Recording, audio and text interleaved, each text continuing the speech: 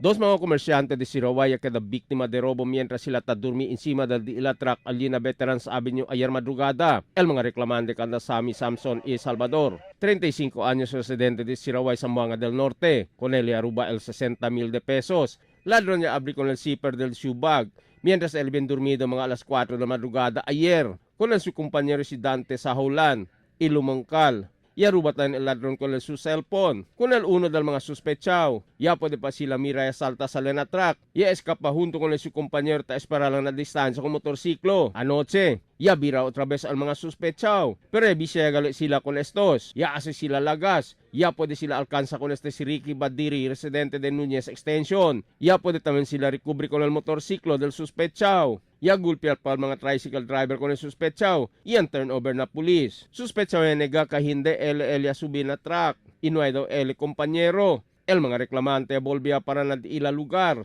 En antes madrugada, el suspechao talipan na kustudiya del pulis. Emil Tuban, Dateline Zamboanga.